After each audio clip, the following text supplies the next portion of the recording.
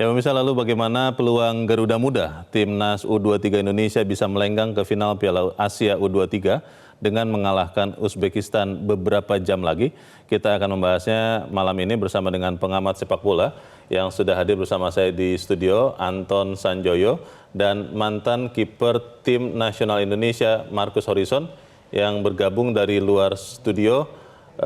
Bung Marcus, selamat malam. Halo, selamat malam Mas. Halo, selamat malam Bung Anton. Terima kasih diberikan waktu dan saya menyapa Bung Joy dan saya ke Bung Joy dulu. Bung Joy, malam ini kita akan melihat apakah memang Timnas U23 Indonesia Garuda Muda itu akan bisa menang. Karena kalau melihat prestasi Uzbekistan di Piala Asia U23 ini menang terus, 12 gol memasukkan tanpa kebobolan 1 gol pun. Ada peluang tidak Indonesia ini bisa menang?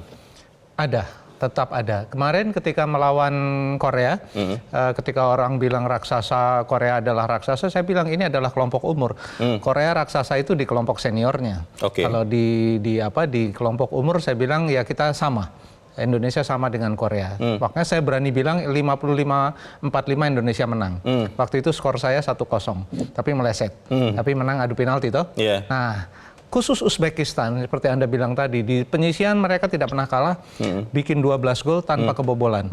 Dan kebanyakan orang Indonesia overlook, tidak melihat Uzbekistan ini sebagai ancaman. Yang dilihat Jepang, Korea. Padahal mereka adalah juara tahun 2018. Mungkin karena namanya itu ya, yang tadi timnas seniornya kan lebih terkenal Korea dan yang lain-lain. Jadi orang bias dengan kelompok senior mereka. Jepang nomor 1 di Asia, Korea Selatan nomor 2 di dunia untuk Asia. Jadi Uzbekistan nggak kelihatan, dia peringkatnya 60-an. Tapi di kelompok junior mereka sebetulnya yang paling favorit.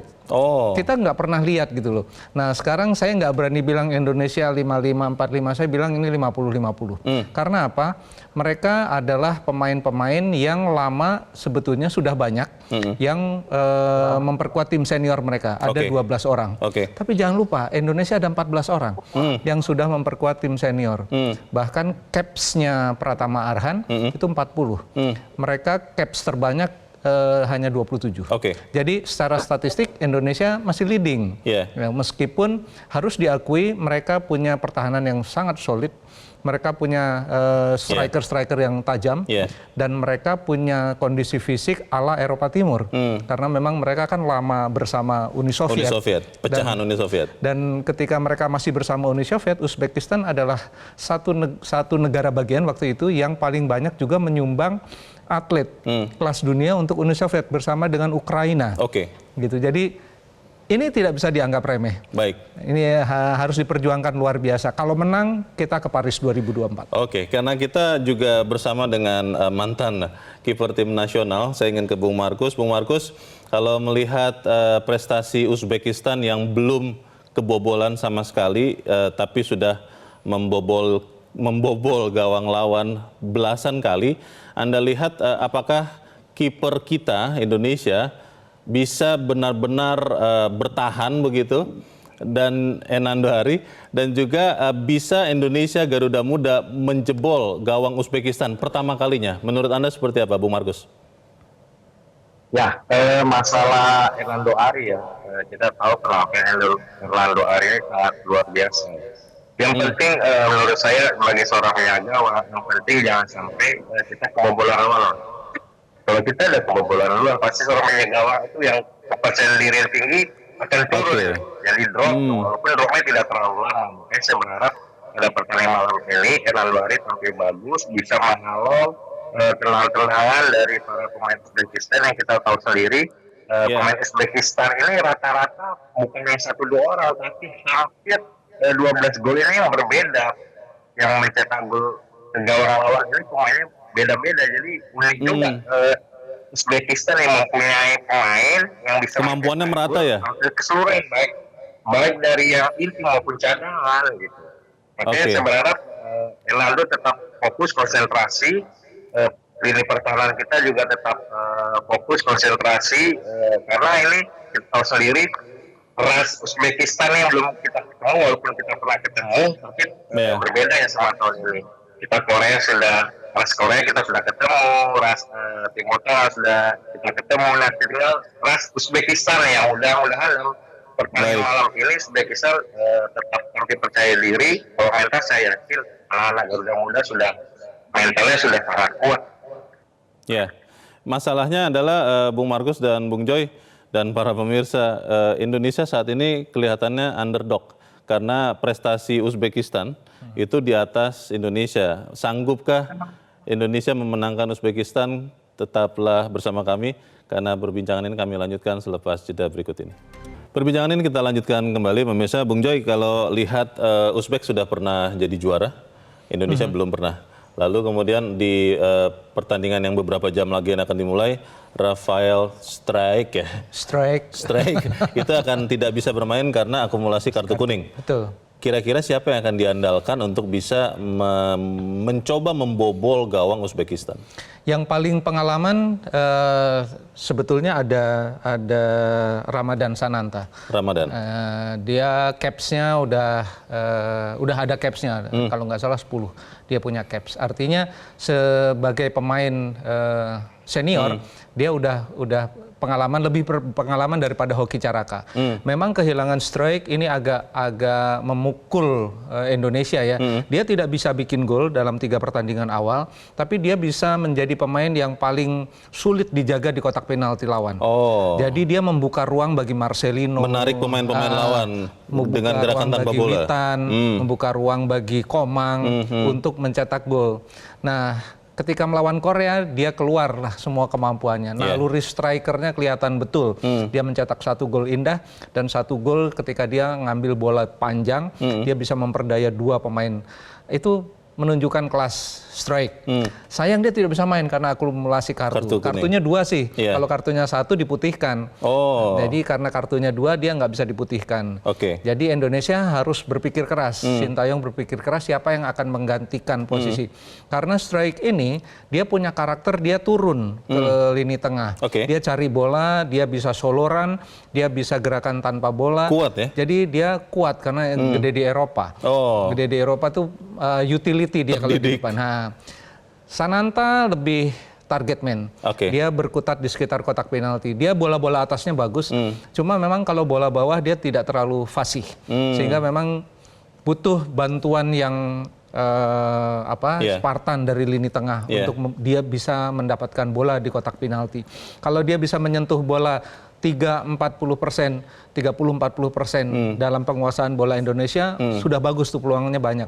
Sayangnya biasanya kurang gitu loh. Jadi saya harap sih dia bisa bermain lebih lugas ya kalau dapat peluang.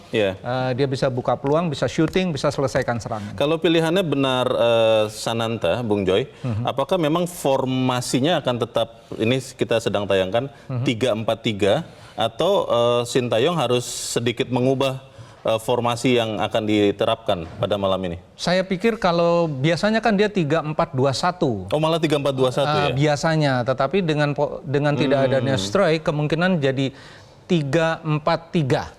3 di depan? 3 di depan. Tapi akan bergantian kemungkinan Marcelino dengan Sananta atau Witan dengan Sananta itu untuk membuat bingung pertahanan lawan. Tapi mereka punya kemampuan sebagai pemain nomor punggung 9 yang paling depan itu memang Sananta. Marcelino datang dari second line. Nah, ini yang agak membedakan karakternya. Tapi kalau Marcelino ditaruh di depan pun yang mungkin tidak jadi masalah gitu. Kalau di senior kan dia pernah coba Elkan Bagot ditaruh di striker gitu loh, karena memang butuh pemain yang jangkung. Tapi Sananta kalau bola-bola atas dia lebih fasih. Marcelino ada yang menyebut, Bung Joy, kinerjanya atau permainannya cenderung menurun belum lama ini. Itu bagaimana? Bisa jadi masalah tidak? Justru itulah Marcelino kan bagus dalam 3 pertandingan pertama gitu. Dia bikin 2 gol ya kan. Lawan Korea Selatan justru drop gitu loh. Begitu dia dapat 2 peluang emas kalau nggak salah. Ada 1 back heel yang dia didapatkan, tinggal masukin ke gawang. Tapi memang bioritme pemain kadang naik turun. Yang dibutuhkan pemain seperti Marcelino tuh bioritmiknya stabil, steady. Nah ini yang hampir bukan cuma Marcelino sih semua pemain, tapi turunnya Marcelino ketika melawan Korea menurut saya itu hal yang wajar saja sih, hal yang wajar dan saya rasa sih dengan 2 hari ini dia akan bangkit lagi kalau diberi kesempatan untuk bangkit ya, artinya diberi encouragement, diberi dorongan bahwa motivasi, lu sebenarnya bisa bikin gol lagi. Gitu. Kalau melihat permainan Uzbekistan selama ini dengan dominasi membuat gol tanpa bisa dibobol sama sekali, Bung Joy. Permainan seperti apa yang akan dimainkan Uzbekistan ini? Apakah memang katanya ada yang menyebut ini permainan Eropa Timur nih, tim Uzbekistan, atau memang Indonesia punya ramuan juga, Sintayong punya juga? Ya, kalau karakter Eropa Timur ada benernya, tapi mereka bermain dengan 4 back. Indonesia bermain dengan 3 back. Tapi 4 back, 4-3-2-1 dia mainnya. Pola 4-3-2-1 itu paling balance antara bertahan dengan menyerang. Karena dia sebetulnya dengan 4 back, dia punya 5 gelandang dan hanya menyisakan 1. Dan saya lihat statistiknya, dia 12 gol, 7 gol diantaranya hasil dari building up di lini tengah.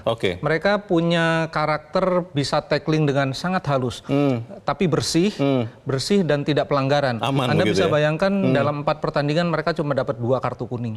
Sementara interceptnya di lini tengah mereka banyak sekali. Gitu. Jadi pasti pertarungannya adalah di lini tengah. Mereka sangat kuat di lini tengah. Ditambah dengan tajamnya lini depan mereka.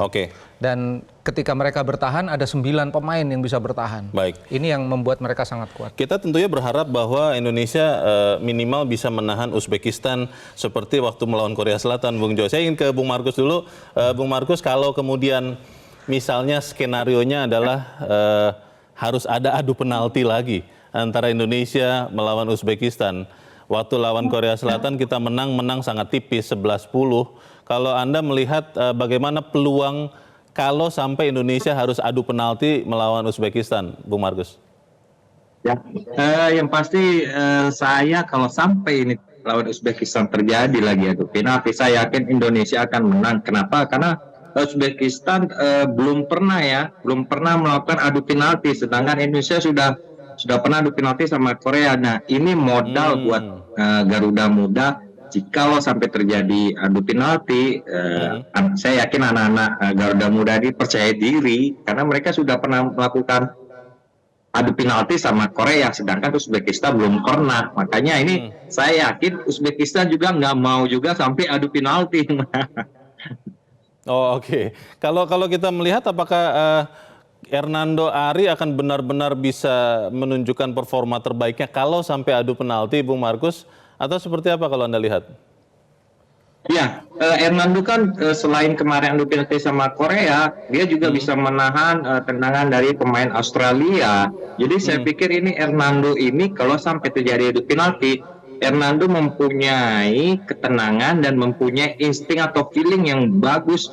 Dia tahu bagaimana kalau tim lawan mau menendang ke kiri atau ke kanan. Dia feeling dia tepat sekali tuh, Mas. Makanya saya yakin kalau adu penalti, saya yakin Hernando bisa jadi pahlawan lagi nih. Bisa jadi seperti itu ya, karena insting menebak arah bolanya kuat begitu ya. Tapi Uzbekistan juga dengan tahu Indonesia pernah adu penalti sama Korea, saya yakin Uzbekistan juga tidak akan mau sampai adu penalti. Mereka berusaha selama 90 menit atau extra time juga mereka berusaha menggempur pertahanan Indonesia. Jangan sampai kalau adu penalti Uzbekistan sudah tahu ini pasti akan ngedrop mereka. Bung Markus, dari penglihatan Anda dari 11 pemain Uzbekistan, yang mana nanti yang harus diwaspadai untuk jangan sampai Indonesia kebobolan lebih dulu seperti yang tadi Anda katakan? Saya katakan tadi, Bung Joy mungkin juga lebih tahu juga, lebih paham gimana Uzbekistan. Pemain Uzbekistan ini tidak bisa kita hanya mengandalkan 1-2 pemain, karena rata-rata dari 12 gol ini pemain yang sangat berbeda semua Bang yang cetak gol. Jadi saya kemampuannya merata begitu ya Uzbekistan ini semuanya sangat bagus juga ini, Jadi nggak bisa harus dijaga ketat nomor sekian nggak bisa, karena mereka rata semua. Bahkan mereka sampai bisa mencetak gol 12 gol dengan pemain yang berbeda-beda gitu semuanya. inti pemain cadangan juga bisa mencetak gol. Makanya Uzbekistan ini juga menurut saya juga tim-tim yang sangat kuat juga ini selain Korea kemarin itu. Tapi apapun ceritanya saya yakin anak-anak muda Garuda Muda kalau tidak bisa membobol gawang Uzbekistan, saya pikir mereka melakukan syuting-syuting di luar area kotak penalti yang bisa setidaknya membuat kiper deg-degan lah kalau para pemain Garuda Muda ini bisa banyak melakukan syuting kalau misalkan rapat pertahanan Uzbekistan nih, saya pikir ya bisa mempengaruhi juga nih pemain bola Uzbekistan kalau Indonesia Garuda Muda bisa banyak melakukan beberapa syuting. Baik, Bung Joy, tadi Bung Markus mengatakan pemain Uzbek rata dan gol itu tidak dimonopoli oleh 1-2 orang pemain. Kalau Anda melihat mungkin harus diwaspadai siapa? Ada Odilov dari kiri, ada Gianov dari sektor kanan, strikernya juga saya rasa salah satu yang paling ditakuti di Piala sekarang ini, Piala Asia. Tapi lini belakang mereka tuh memang sangat kuat karena ada 2 pemain dengan caps lebih dari 20. Jadi rasanya memang ini tugas berat bagi Marcelino, bagi Ramadan Sananta, Sawyer, siapapun yang dipasang, Witan untuk menembus pertahanan dari Uzbekistan yang terbukti kan sudah tidak pernah bobol satu dalam 4 pertandingan. Dan kalau tadi bicara adu penalti hanya sedikit sekali kiper di dunia ini yang bisa baca tendangan penalti. Yang terbaru adalah Emiliano Martinez. Dan saya rasa Hernando ini salah satu kiper yang bisa baca penalti. Nggak banyak loh, nggak banyak di dunia ini. Intuisinya tajam begitu ya? Intuisinya tajam, dia punya feeling bagus. Baik, saya ingin bertanya ke Bung Markus terakhir, prediksi skor Anda Bung Markus untuk Indonesia-Uzbekistan malam ini? Kalau prediksi sih saya nggak bisa menebak berapa skor, tapi yang pasti mudah-mudahan kita berharap semua rakyat Indonesia pada pertandingan malam ini lawan Uzbekistan. Mudah-mudahan kita sama-sama berdoa Indonesia menang aja nih, Mas. Nggak peduli mau berapa kosong, yang penting menang aja. Baik, terima kasih Bung Markus dan Bung Joy. Skor berapa? Bung Joy. Saya 1-0, setiap kali saya tebak 1-0 Indonesia lolos terus. 1-0 ya? 1-0 untuk Indonesia? Baik, kita harapkan itu yang terjadi. Bung Joy dan Bung Markus, terima kasih. Jelajahi cara baru mendapatkan informasi. Download Metro TV Extend sekarang.